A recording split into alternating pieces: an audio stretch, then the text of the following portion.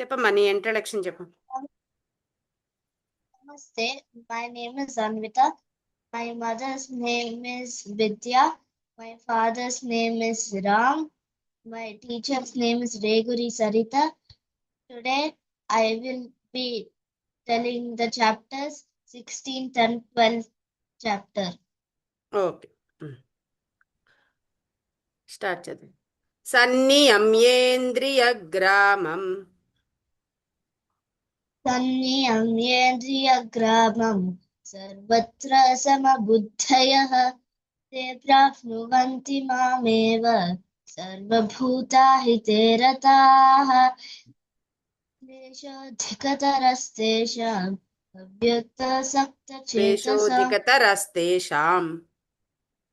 క్లేశోధికతరస్తేషాం अव्यक्तसक्तचेतसाम् अव्यक्ता हि गतिर्दुःखम् देहवद्भिरवाप्यते ये तु सर्वाणि कर्माणि निसंन्यस्य मत्पराः अनन्येनैव योगेन मां ध्यायन्त उपासते तेषामहं समुद्धर्त मृत्युसंसारसागरात् भवामि न चिरात् पार्थ मय्यावेशितचेतसाम् मय्येव मन आधत्स्व मयि बुद्धिं निवेशय అద్వేష్టా సర్వభూతానాం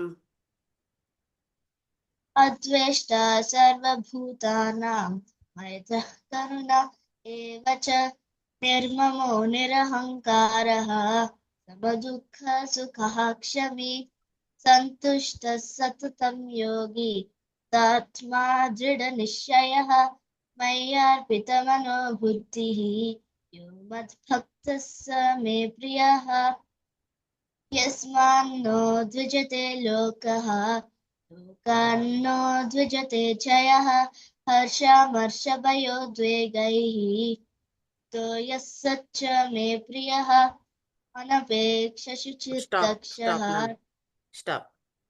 అభ్యాసేప్యసమర్థోసి अभ्यासेऽप्यसमर्थोऽसि कर्म परमो भव मदर्थमपि कर्माणि कुर्वन् सिद्धिमवाप्स्यसि अथैतदप्यशक्तोऽसि कर्तुं मद्योगमाश्रितः सर्वकर्मफलत्यागं ततः कुरु यतात्मवान् श्रेयो हि ज्ञानमभ्यास ज्ञानाध्यानं विशिष्यते ध्यानात् कर्मफलत्यागः त्यागशान्तिरनन्तरम् अद्वेष्टा सर्वभूतानां స్టాప్.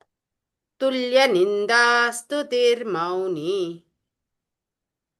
तुल्यनिन्दस्तुतिर्मौनी यथोक्तां येन కాదు మళ్ళీ చెప్పు, మళ్ళీ స్టార్ట్ చేయి.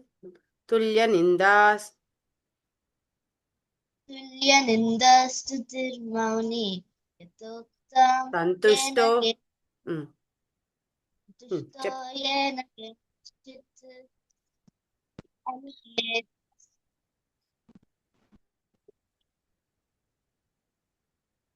भक्तास्ते భక్తి వీడియో ఆన్ చేసి भक्तिमान् मे प्रियः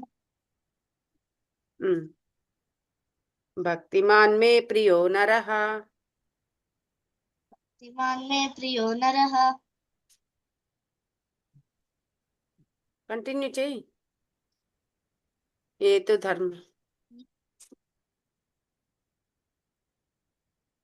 ఏతు ధర్మే ये तु धर्म्यामृतमिदं यथोक्तां पर्युपासते श्रद्धाना मत्परमाः भक्तास्तेऽतीव मे प्रियाः కంటిన్యూ చేయి. ఓం ॐ తత్ तत्सत् भगवद्गीतासु उपनिषत्सु ब्रह्मविद्याय योगशास्त्रे श्रीकृष्णार्जुनसंवादे भक्तियोगो नाम 12ोऽध्यायः. 16th చాప్టర్ లో అహింసా సత్యమక్రోధః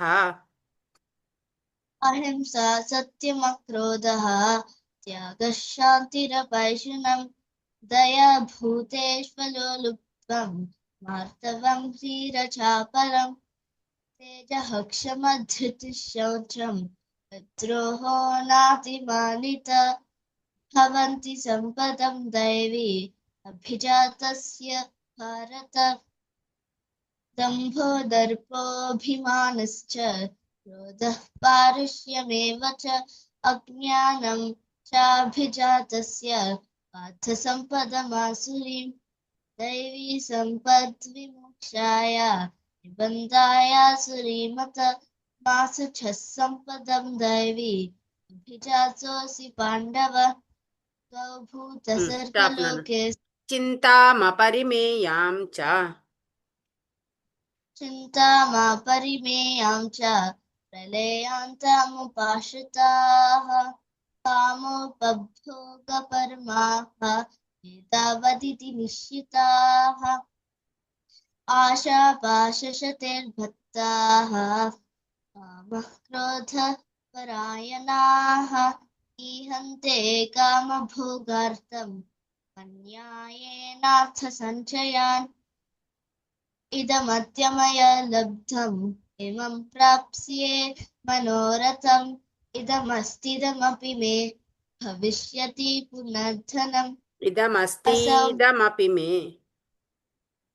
इदमस्तीदमपि मे भविष्यति पुनर्धनम् असौ मया हतः शत्रुः స్టాప్ నాన్న. త్రివిధం నరకస్యేదం त्रिविधं नरकस्येधं पारं नाशनमात्मनः कामः क्रोधः तथा लोभः तस्मादेतत्त्रयं त्यजेत् ఉమ్, एतैर्विमुक्तः कौन्तेय तमोद्वारैस्त्रिभिर्नरः आचरत्यात्मनः श्रेयः ततो याति परां गतिम्